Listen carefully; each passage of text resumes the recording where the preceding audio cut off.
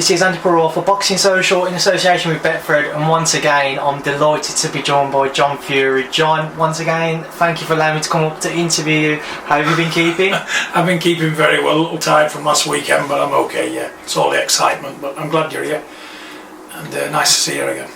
Well, I appreciate your time again, John. Yeah, and no problem. we will come into the interview, but first and foremost, you've allowed me to do an interview in one of your many caravans, and as I've said to you on numerous occasions, the condition that these are in is phenomenal, given that some of them are over 100 years old. Yeah. How nostalgic do you get when you get the opportunity just to go and look at your family's history and what you'll eventually pass on to your children and their grandchildren, etc.? Well, what it is with these caravans here, they're just nostalgic for me, and when I get, when I need time to think, I come into these caravans just to think and clear my head, because this is where I feel most at home, to be honest, in this sort of environment, because I'm a travelling man.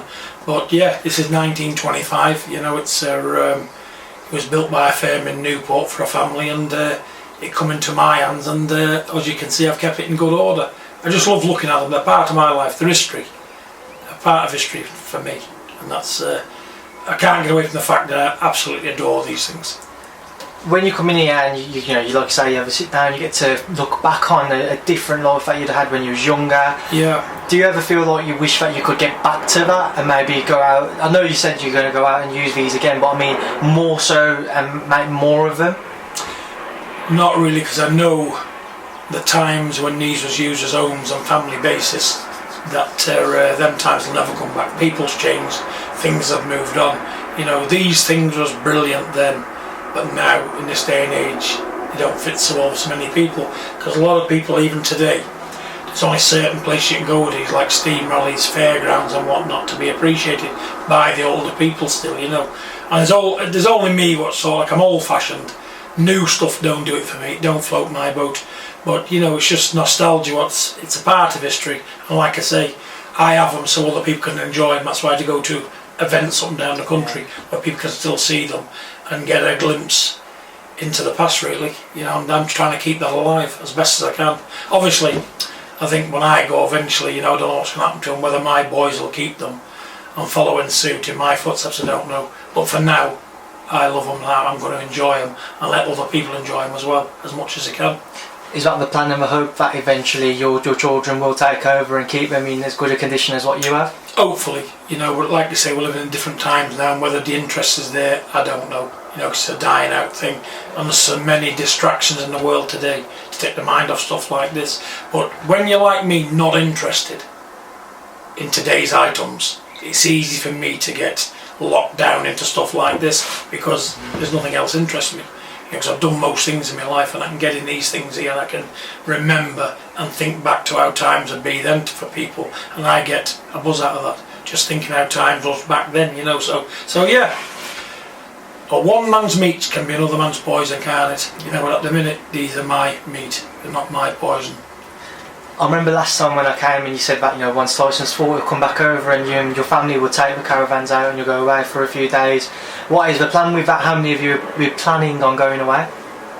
Well, Tyson's one, he's had all these refurbed. I think it's finished on Sunday, and we're planning on a week away where we can take all these to a place which Tyson owns, because he owns a place with lots of land, and we're just going to make our own little holiday site there with these vehicles, horse-drawn ones, the fairground ones. You know, it'll be just it'll be like going back 100 years, but it'll be us, you know. But we haven't got round to putting them Victorian clothes on yet, nor them boarding gear, you know. So I don't know.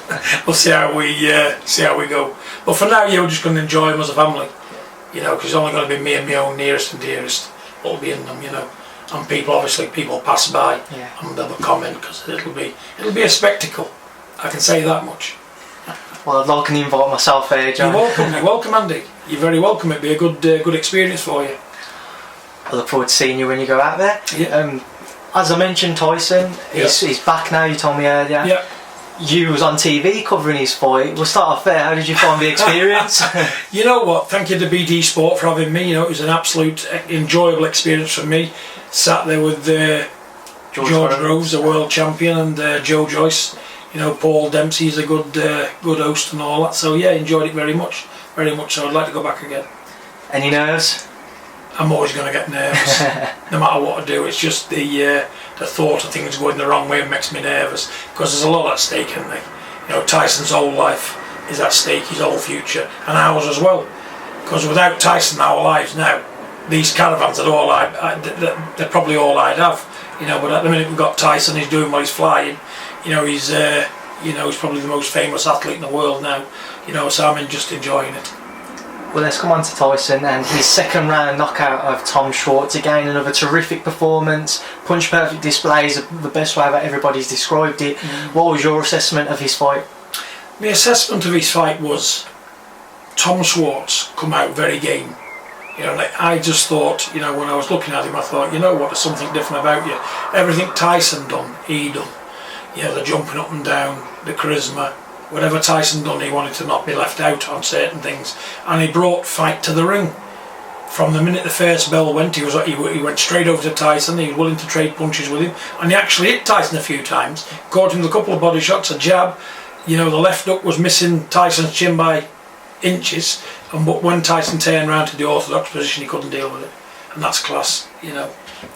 Now at the weigh-in, Tom Schwarz decided to whip out a Snickers, reminiscent of what Andy Ruiz Jr. is known for, eating Snickers. Yeah. Was that just a bit of mind games there? I know obviously the fight's done with, but what was your take on that? My take was Andy Ruiz lifted every hope in every fighter in the world. Yeah. Every underdog and every man with no chance suddenly had a chance through what Andy Ruiz done, which good luck to Andy Ruiz. It was a great performance, stunning. You know, it was the biggest upset in boxing in recent years, but he's also triggered this fire in other fighters thinking, you know, if Andy can do it, a little short man, you know, with a physique not like a Greek god, but he can fight, and he's given other people hope and determination, and you could see that in Tom Schwarz. I looked at Tom Schwarz and said, yeah, you've seen Andy Ruiz, and you're up for this, and the first round proved it. It's just when Tyson switched to southpaw, he couldn't deal with them class moves, and he got picked to pieces. But I tell you what, you couldn't question his heart, you know, because he took some hammer before he went over. You know, at the end of the day, you can't ask too much from an athlete. He was just outclassed completely by a better fighter. But no disrespect to Tom Schwarz, I still believe now, and a lot of people say that you don't know what you're talking about, it was rubbish. Tyson make anybody look like that. Anybody who Tyson stands in front of will look no better than Tom Schwarz. Because when you're fighting Tyson at his best, I don't see an heavyweight fighter out there much chance of doing any different than what Tom Schwarz done. Because that would be the outcome. Do you think if ever there was any type of, you know, even if it was just 0.1% of any form of complacency which crept into Tyson's mind, that he was going to be able to deal with Tom Schwarz, knowing what Andy Ruiz had achieved, that instantly had just switched it off for him, and he just thought, I've got to make sure that I don't make the same mistakes that maybe Anthony Joshua did? The only thing that would have been going through Tyson's mind at that point was performing in Las Vegas. It was a thing he'd wanted to do from childhood, and it was his dream, and he wanted to make a good job of his dream, and he wanted everything to go right, and it did go right. The only pressure Tyson would have been feeling, not from the fight, but to look spectacular and to perform, you know. And if he wanted to do what people suggesting he's doing by picking bad opponents, he'd have picked a lot worse than Tom Schwarz, who was 24-0 with 16 KOs, a 24-year-old, 6'5½", 17.5 stone guy. If he wanted to look spectacular on an easy victim, he could have done that. But he picked Tom Schwarz, and for my money, he would have given any other heavyweight trouble out there. And I will stand by what I say. When Tom Schwarz fights anybody else, you'll see. You know, because until Tyson turned to southpaw, Tom Schwarz was in it. And I do believe if Tyson would have stayed orthodox, he'd have been there a bit longer. It's just Tyson's class. He's ambidextrous, he can switch and move, and it confused him and he couldn't deal with it. And he lost his way and got stopped. But listen, yeah, the only pressure for Tyson is performing and getting the fans to enjoy what they paid to see. And I think he accomplished that in every way. From a critical standpoint, was there anything which you thought Tyson maybe messed up on, or any mistakes that he maybe picked up on during the fight? Not really, no. You know, it was punch perfect for me. I seen a little bit of all sorts there, and things I'd never even seen before, to be honest with you. Like I said at the BT studio, I seen that bit of devil in his work, you know, and the jab was snapping out nicely, his movement was nice, you know. And don't forget, this guy is not an active fighter. It's been 7 months ago since he fought Wilder, you know, and Tyson is only going to get better and better and better. And even now, he's not 100%. he's probably 75% of what he can be now, and it's an improvement on the Wilder fight. But obviously he wasn't fighting Deontay Wilder, but I think Wilder watching that, I'm thinking to yourself, well, yeah, Tyson 19 stone, he's stronger, bigger, he's more venomous than what he used to be. They'll all be worried out there, they'll all be running scared, and deep down inside of them, they will not want to fight a 19 stone Tyson Fury who's getting better all the time. Do you think Tyson as well, he's quashed any thoughts from others that he doesn't have that knockout power as well with regards to his display against Tom Schwarz? All men over 12.5, 13 stone can punch. I've said this time and time again, it just depends who you're boxing. You get men who can take a punch, can absorb a punch better than others. And because you're not knocking them over and knocking them flying, people think, oh, he can't punch. But you don't know how that man's resilience is. That could be part of his makeup. He can take a punch. And you know what? All these heavyweights get tech knocking out. You can be boxing Club Dorman, 6'6", 18 stone Dorman. They all take knocking over. The big strong man. They're big strong men. They're naturally strong. So yeah, and there'll always be criticism. No matter what Tyson does, there'll always be people to criticise him and pick faults. But until they get in and do it themselves and experience it, they don't know what they're talking about. I know about these things because I've experienced it. I've been on the wrong side. I've been knocked out myself. I know what it's like to get knocked out. I know what it's like to take heavy punches. I know what goes through your brain. These people comment, half of them don't know this. So how can they give a true comment? I've experienced it. I've experienced winning and losing in both forms. And I say straight, people can only do the best they can, and they need credit in winning and losing. All the people that lose to Tyson and all the other people in the past that's lost, credit goes to them because they're taking part that counts and they're doing the best they can. They're doing the best they can do on the day to win, and you can't pick faults out of that. But yeah, Tyson, no, he's only going to get better.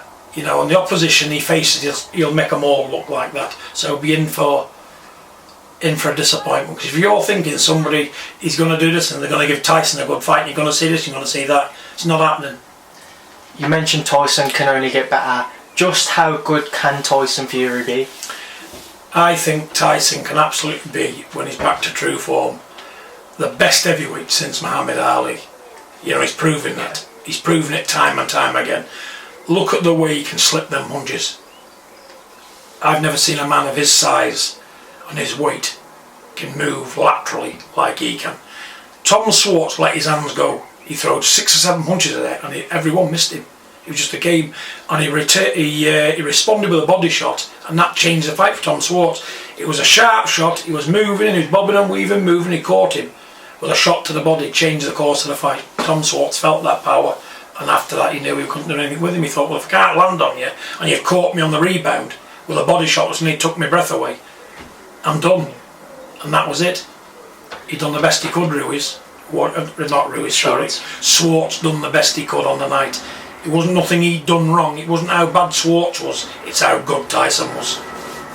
Obviously, Tyson spent 2.5 years away from the sport, dealing with his own issues. Yeah. Is it always going to be a matter of, if we continue to see Tyson become better and better and develop and improve, that people will look back and think how much better he could have been if he did have that extra 2.5 years in the sport? Like I said in our last interview, Andy, these things are meant to happen, and I do believe Tyson's a better man for it all the way around. He's a better man as a person. He's a better man in every way, in general living, in life. So I've no complaints there. The past is the past, and like I say, things have to happen for a reason. And look where we are today. Yeah. Tyson's on top of the world, getting better and better and better. The American people love him. He set Vegas on fire, I believe. And look at the ring entrance. Back to the Rocky film. It's great stuff. It's good TV, and it's good for boxing. It's good for everybody looking. It's good for the fans. They need to have a laugh as well, because boxing sometimes can be too serious, can't it? And Tyson makes light work of everything, the boxing and the atmosphere, and he wants everyone to be happy and enjoy. And that's what I think they're doing. They're being happy and they're enjoying his performances. You mentioned Muhammad Ali in the last question. Yeah. Bob Arum, Tyson's co-promoter, mentioned that he feels that Tyson, with as good as he is, he'd have been able to have a go with Muhammad Ali, George Foreman, etc. In your opinion, how big can Tyson be with regards to his personality or aura? The same way Muhammad Ali was such a huge star across sport, not just boxing, or across the world in Muhammad Ali's case. How big can Tyson be in comparison? let's take Bob Arum. He's 88 years old. What he hasn't seen in the boxing game ain't worth seeing. He's forgotten more than a lot of promoters know. You know what I'm saying? So at the end of the day, he's seen all his great fighters. He's been there, he's had the pleasure to work with them and be with them and see them fight. And if he can assess my son on a level with them people, he knows what he's talking about. Bob Arum, he ain't going to be wrong. And it's so good to see a man as knowledgeable as Bob Arum giving my son credit and comparing him to the level of those great fighters. Well, it's a phenomenon for me. You know, I can't get over it. Every time I look at Bob Arum, I think, you know what, this guy knows what he's talking about. And if he can liken my sons to them, well, what can I say about that? Only good on you, Bob Arum. People need to listen to Bob Arum. He's got the experience, he's seen it all, and he's done it all in the boxing field. And if he says it's Tuesday, Bob Arum, in the boxing world. And I'll leave it on that one. You've just said that. Somebody on one of the past comments on the last interview said, if you say it's Tuesday, John. Yeah. So you've been picked up on that one there. Maybe 25 years ago, mate. So now they can say it's Thursday, Friday, I don't care. But for yourself and your own opinion, could Tyson, if it was a fantasy matchup, how do you think Tyson would have fared against somebody like a Muhammad Ali? Well, I wouldn't like to say, you know, because at the end of the day, let's put it this way. Ali was brilliant then, but Tyson's brilliant now. You know, the generations apart. But for my money, I was only looking at Muhammad Ali today. You know, he was a boxing god, Muhammad Ali.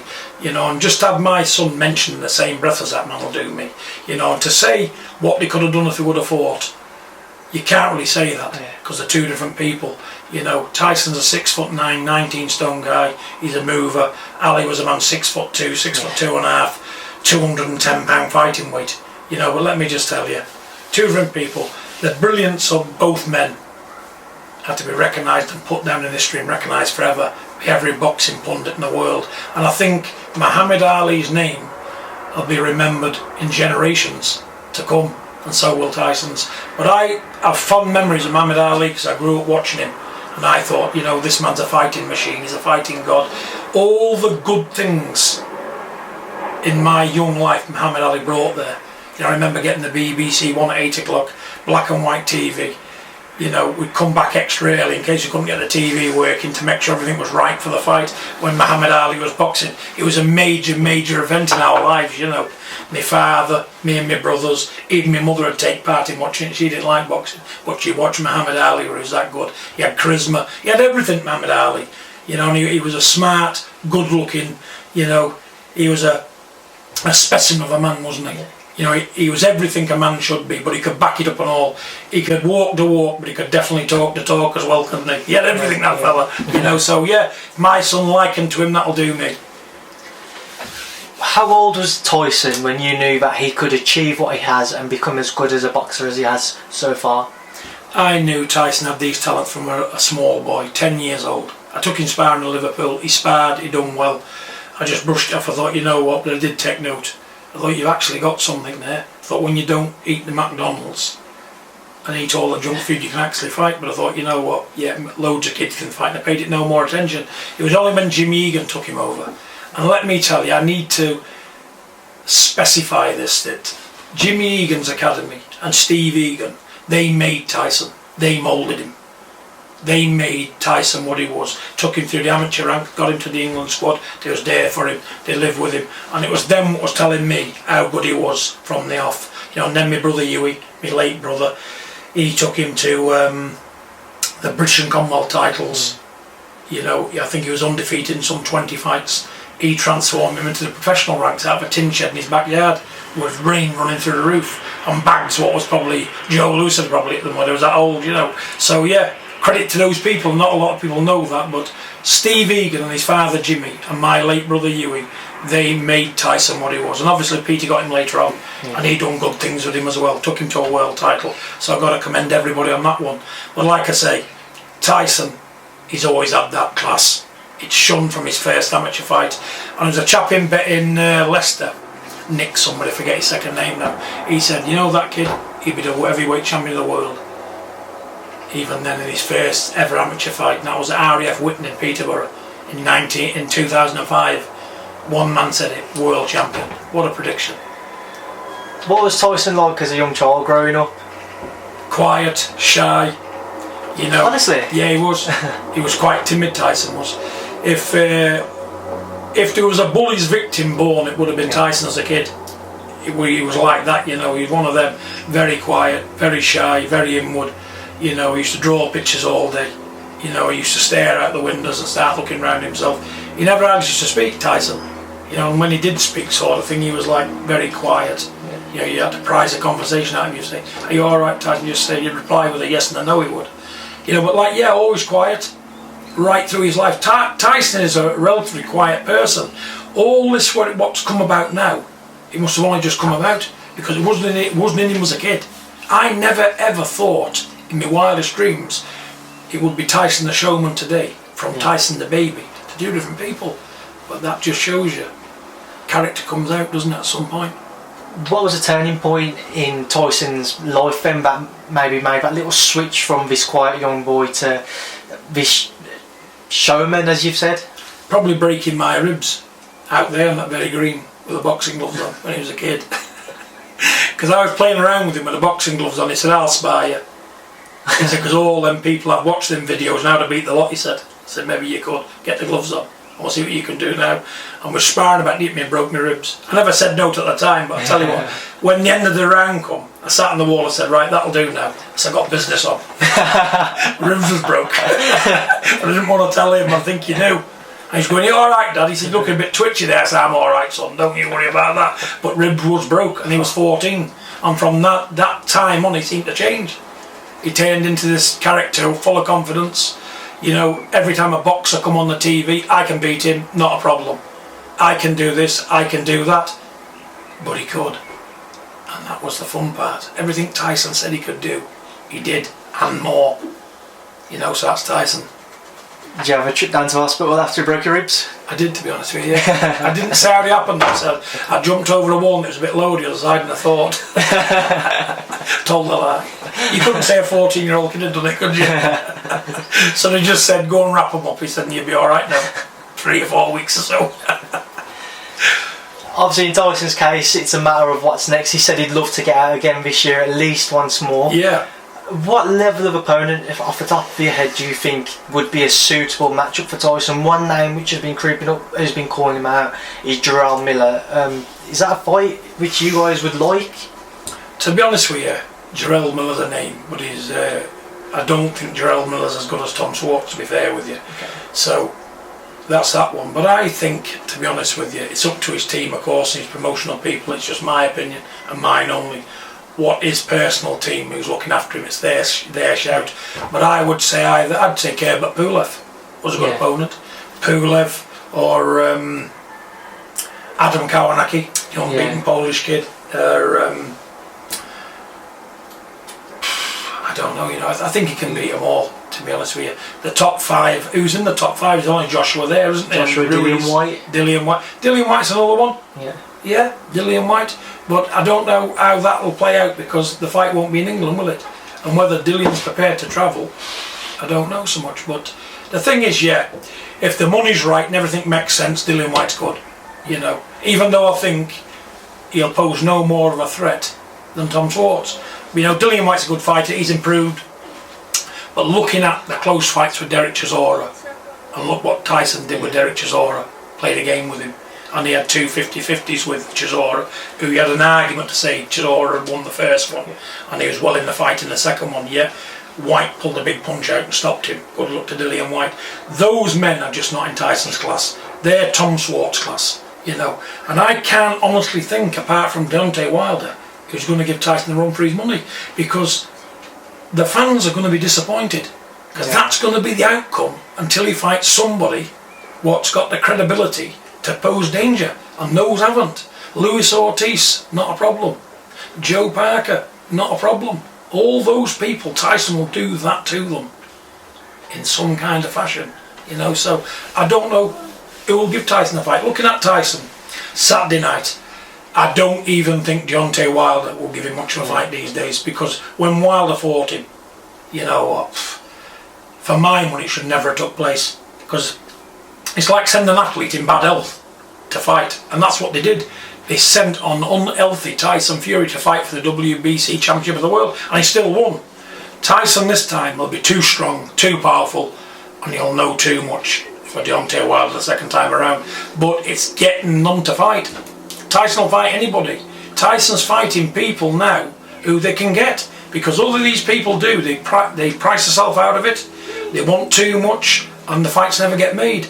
I'd like to see him fight Anthony Joshua, but Joshua now, hear this, we wouldn't want Joshua now, because Joshua's on the downer. We want Joshua on an upper, like he was before. Even though I think Joshua will never be the same again.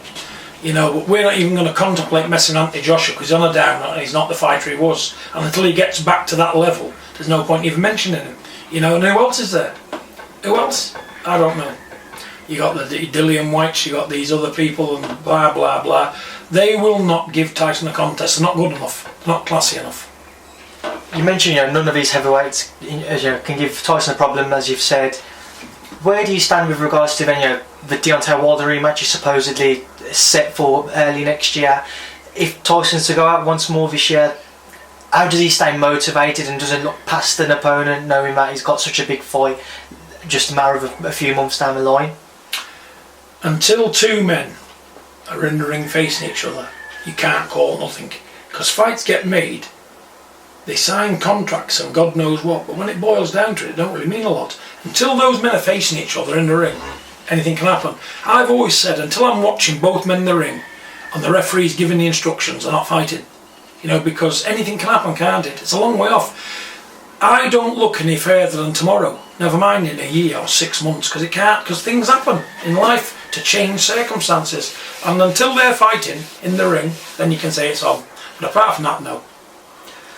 What did you make of the WBC ordering about between Tyson and Dillian White for the mandatory position to fight Deontay Wilder?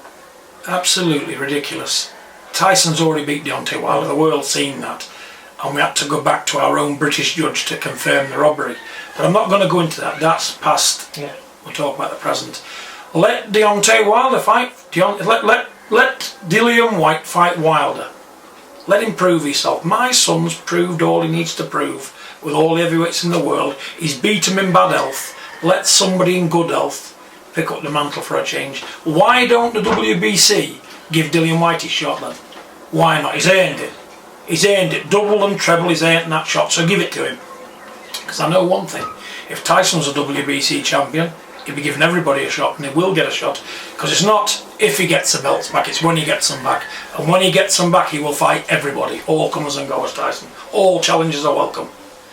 How key is activity for Tyson? Dan Raphael, who works at ESPN, said that it's key for Tyson that he stays active and he gets as many fights in a year. You'd assume maybe 3 fights a year for somebody like Tyson would be the perfect amount. How key is the activity to try and produce the best version of Tyson? Practice makes perfect, and the more Tyson's out, the better he'll get.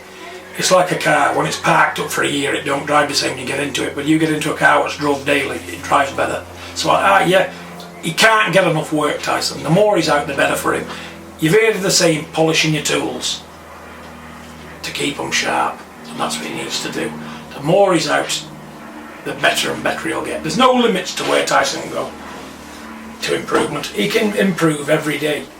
It's just getting him out there and getting him the right fights and getting him working, basically, on improving his skill, making him better than what he already is. I know that's a hard thing to say, how do you make somebody any better than what he is? But there's room for improvement, I know that.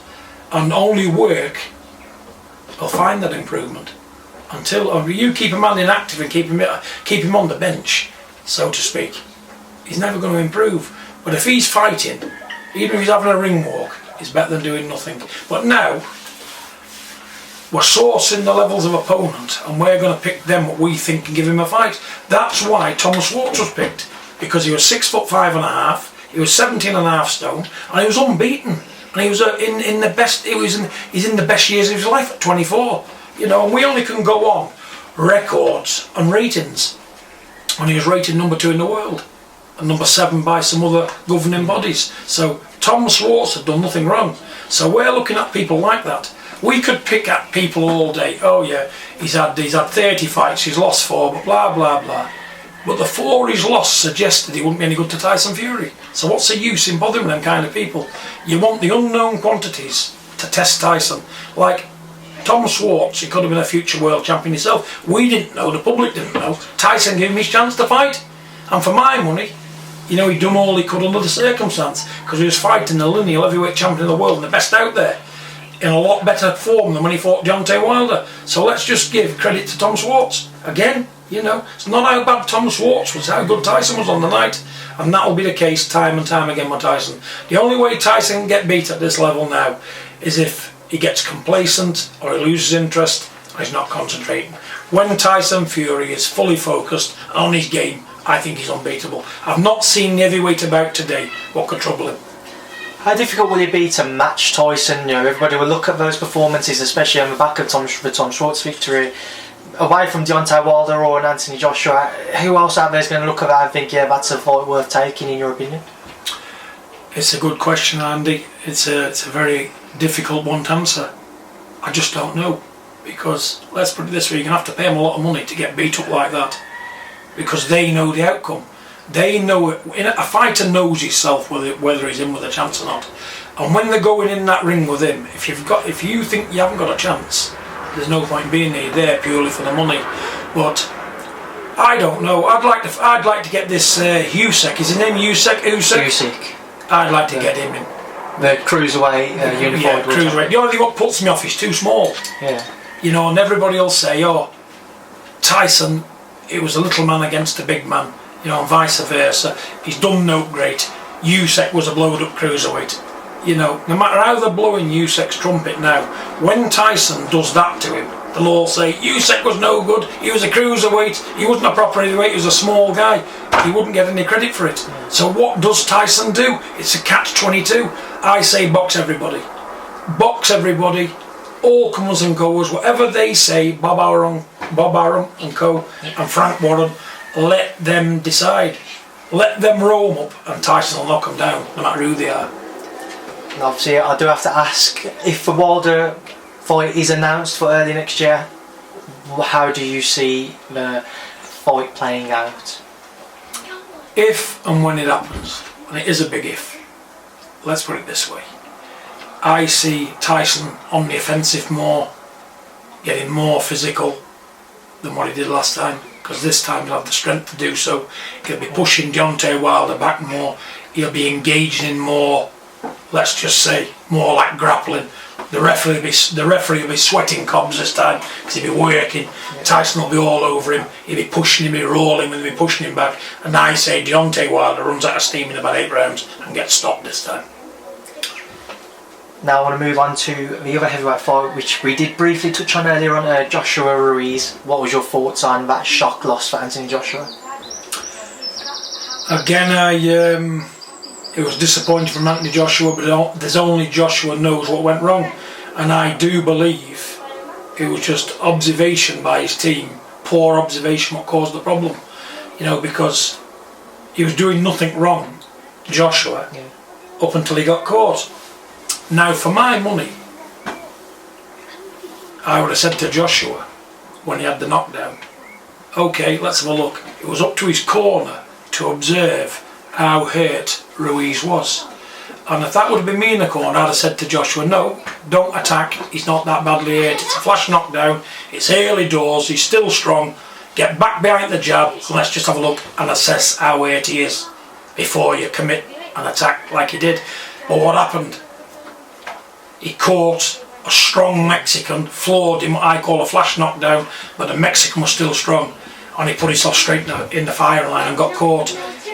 Joshua got shocked, and he stayed shocked, because that's just the way it was. He got caught in a spot above the ear, got his brains disorientated from a good punch, and like I say, he never got over that punch. And it's no fault of Anthony Joshua's. Once you get it right, you stay it. And I don't think he recovered, and he couldn't get nothing back together because he'd been caught basically by a peach of a shot on the temple.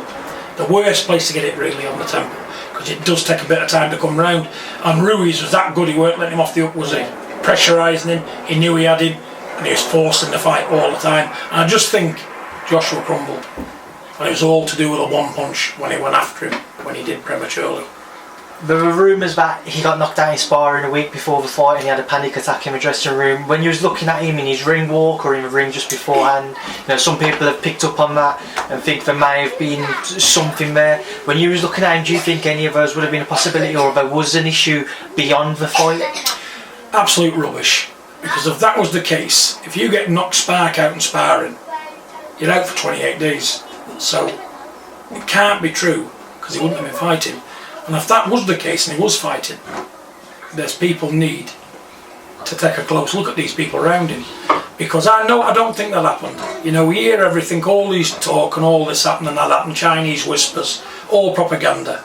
He was in fine form, there's nothing wrong with Anthony Joshua. Walking to the ring, he's probably nervous because it was his first American debut and he wanted to put a show on and to compete and probably do better than Deontay Wilder done. So the pressure was on him. And he might not have been 100% aware of how good Ruiz was.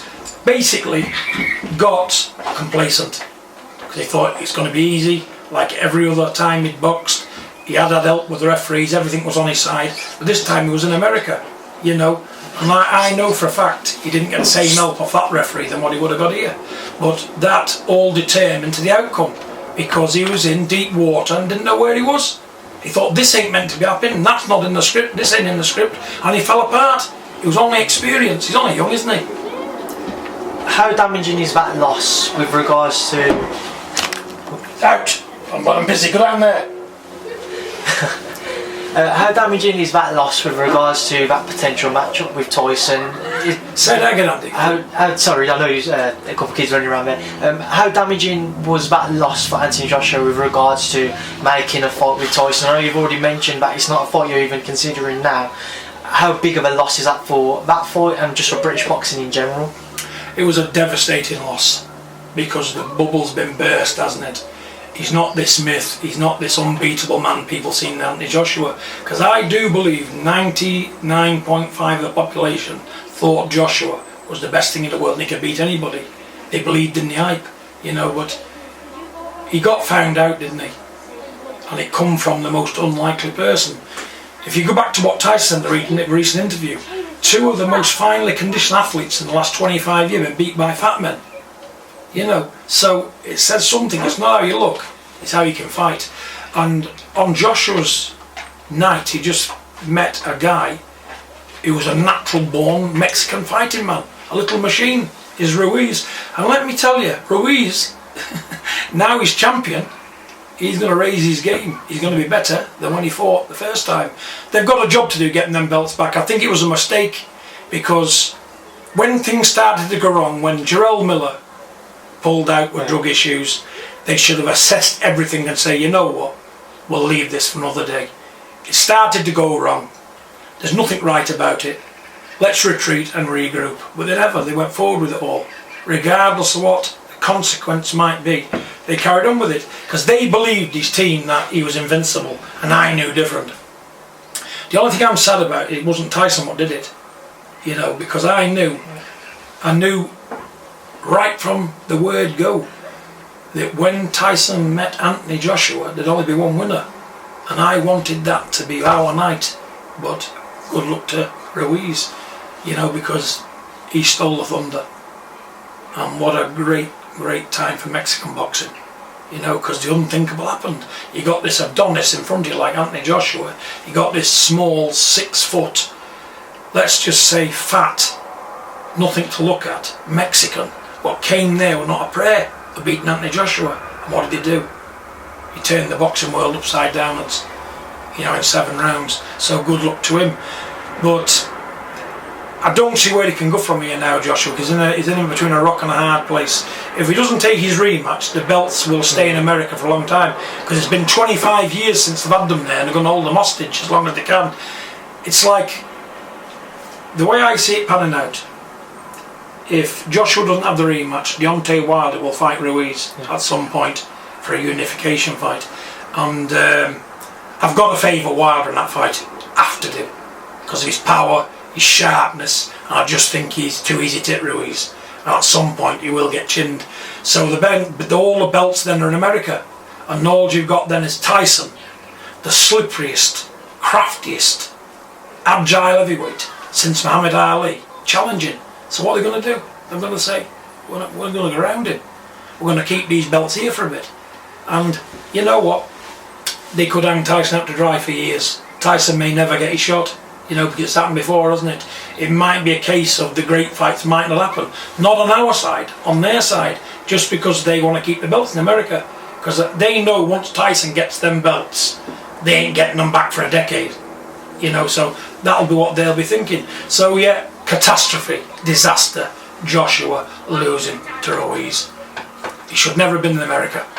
Is that genuinely how damaging you believe that fight could be, that it would actually affect Tyson as well and the rest of the British heavyweights coming up? Absolutely. You know, that we've lost an icon in British boxing. Joshua was a British public icon in the boxing world. Everybody loved him. I had people talking to me about that being the biggest fight in the world. 2 Nigerian people come to my house last year sometime, they was talking about Tyson and him. The biggest fight in the world. There's only one fight we want to see, AJ and Tyson. That's gone now. Because when you get a beaten fighter, his value's gone down. Yeah. He hasn't got the same value. It's like buying a new car with a dent in the wing. Its value's gone down. Same with boxing. Everybody wants to see the unbeaten guys go at it, don't they? But now they're going to think, you know what, even if he fought Tyson, well, Tyson's unbeaten. Josh has been beat by a small Mexican fella who wasn't meant to beat him. Joshua fell apart, Joshua did this, Joshua did that wrong. And that's what people remember. So the fight's gone, really. It'll still be a big fight, it can still sell, but it wouldn't be as good a seller if the two was in perfect form. What does Anthony Joshua have to do then to rebuild from that defeat, except for obviously I know he's going to have to fight Andy Ruiz and he'd have to beat him to get his belts back, but away from that, what else do you think that he needs to do to re-establish himself as highly as what he was before? I don't think, in my mind, that the rebuilding case could be as easy as that. For him to get back to where he was, he's got to go over there, he's got to knock Ruiz's spark out, and then he's probably got to go and get Deontay Wilder to do the same to him to get back to where he was, because that's how much people thought of him. They thought he could beat Deontay Wilder and Ruiz on the same night, and Tyson chucked in for good measure. But that's gone now. Once you've been beaten, you've been beat. But everybody can come back from a loss. It depends what you do on your comeback trail, who you fight and how you beat them, and who they are, what you're beating. But for my money, he can redeem himself by a win over Ruiz, getting his belts back, and then probably fighting Deontay Wilder and doing the same to him, or fighting Tyson and beating Tyson. Then he's redeemed himself because he's back to where he was. He's beat the so-called best. But you know something, I can't see that happening. How do you see the rematch playing out between AJ and Andy Ruiz Jr.? If he boxes him here, Joshua will win his belts back. If he goes anywhere near America, the result's going to be the same. Because don't forget, he's going to be fighting a different Andy Ruiz this time. He's going to be fighting a prepared one, not a late substitute. The man will be prepared properly. He's a world champion. He'll have had more money pumped into his case this time. So yeah, he'll be double as good as he was Ruiz. So I think it's going to be it'll be a tall order in America. But AJ probably will win his belts back.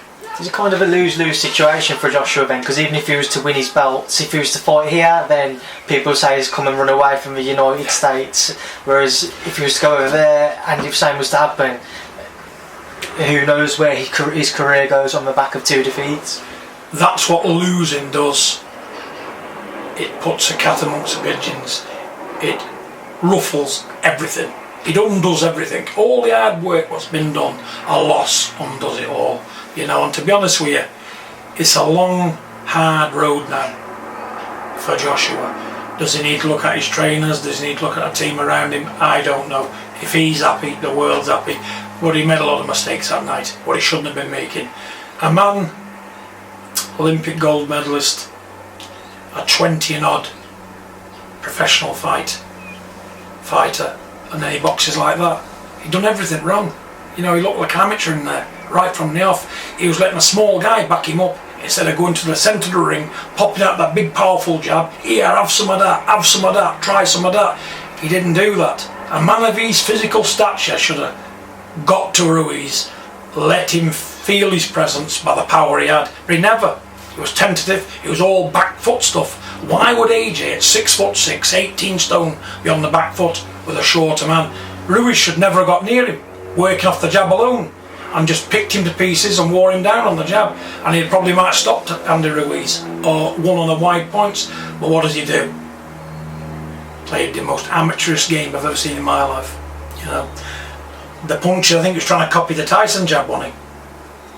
The only people what's good at jabbing from the hip is Tyson, nobody else. And I think he thought, if it works for Tyson, it'll work for me, but it didn't. It was a tentative jab. Everything he'd done had no meaning to it. But when he finally knocked Ruiz down, that was a good combination. And I thought, okay, he's got it together.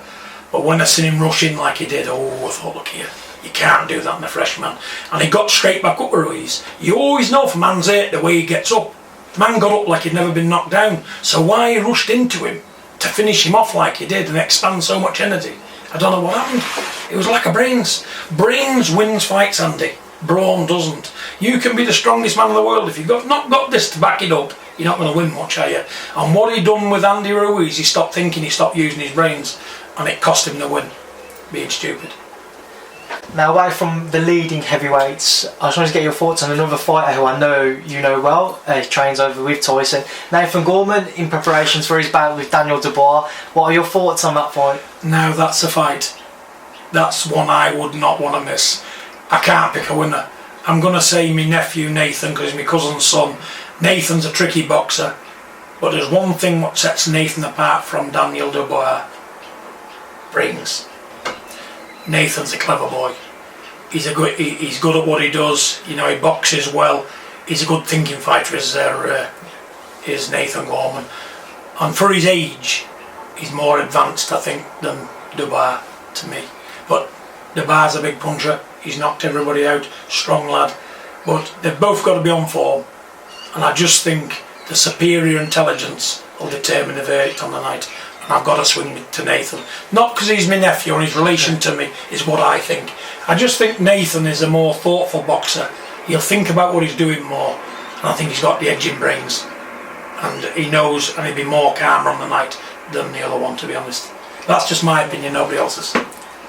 People seem to think it will either be Nathan Gorman on points or Daniel Dubois via stoppages, but is it either one of those two outcomes, or could something else happen on the night, in your opinion? He's not knocking Nathan out, because Nathan is a strong boy, you know, and at the end of the day, I know my own people, there's no quitting them.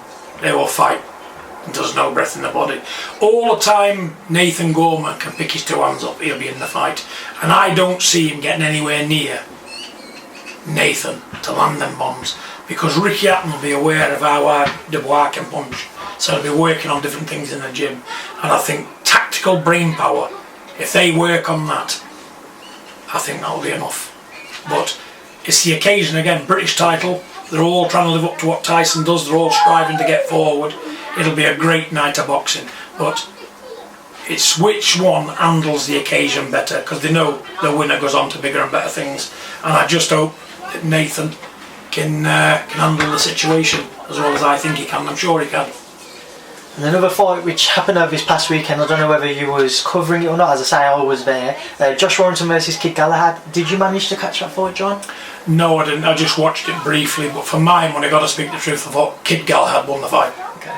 I think Kid won it, to be honest. There's a lot of holding, it was a messy fight, yeah. But there's no way I could make Warrington a winner, no. I say it as it is, yeah. I'm truthful. Yeah. That's just that one. But I've never seen it. I seen around and missed around and seen around and missed around. I watched enough of it to know that Kid Galahad had Warrington's number, and there was just nothing Warrington could do with the style of Galahad. Again, brains won the fight on Galahad's part. And finally, your other son Tommy, enjoying Love Island. I knew you was going to get on that, Yeah, he's doing very well. I can't be any prouder, to be honest with you. I got him doing well in the boxing field. They're at the top of the tree in the boxing, and Tommy, you know, he's made a big impression, hasn't he? He's made a big splash when he's jumped in the river. Everybody likes him. He's a likeable kid, and he's doing well. I'm enjoying it, and I think other people's enjoying it as well. And I say good luck to him, and thank you for the fans who voted for him. Thank you all. When you watch it, do you see a different side to Tommy that you didn't necessarily know before? Obviously, you might see a side to him that he shows more so with his friends as opposed to his family. The Tommy I'm looking at on Love Island, I didn't know existed. Because the Tommy I know, he was a kid that didn't say a lot, inward thinking, He was out with his friends most times. I didn't see much of him. All I seen of Tommy's when he come to the gym. I just seen him as a boxer. You know, I didn't think he had this interacting ability like he has. But he surprised me in every way. You know, I'm so proud of him. He looks a lot more mature in that programme than the Tommy I know at home. So yeah, you know, sky's the limit for him. I think he's going to do really well, and the public do like him, don't they? Because he's a likeable kid. You know, and everybody can see he's an harmless kind of a guy. You know what I'm saying? He wears his heart on his sleeve. You know what he's thinking. You know, he's up front with everything. And you know what? He can't even make a bloody cup of tea, can he? I was going to say. What does surprise me, because he's made me plenty, so I don't know I don't know what happened to him that night. He must have had a brain freeze or something. The occasion got to him. You also shared his first kiss last night with Molly May, John. Did you catch that one? I did, yeah. Yeah, a moment I'm never going to forget, really. Molly May's very nice, and I bet he enjoyed the kiss as well. I'm sure I would have done if I'd have been 21. Looking forward to meeting her. Am I looking forward to meeting her? Yeah. Provided everything stays along the right track, says. All I can say about that, I'm going to see how far he goes in the programme. I'm not going to count my chickens before the hatch. Let's see what happens. If he gets anywhere near the final, I'm looking forward to flying out to Love Island. That's my next question, John. If you get towards the final week, you do actually have to go on. The parents go on. Will you be attending? Will we see big John Fury on Love Island? Most definitely will do, and they'll know I've been there as well. Come on, Tommy, get to that final. Yeah, well, I'm definitely going to be there, and I'm not going to be quiet neither. I'll let it all go. You'll see the real John Fury, and you'll say, "We didn't know this fella existed." Where's this side of him come from? Wait for the moment to be good. John, once again, it's been an absolute pleasure to come and sit down with you, to admire your caravans, and to catch up with you once again. Thank you, As Andy. always, thank you, Speak to Boxing Social. You are a gentleman, Andy. I've enjoyed your company. We've had a laugh today. Come again. Please do. Thank you. John, that's brilliant. Thank you. That's superb, John.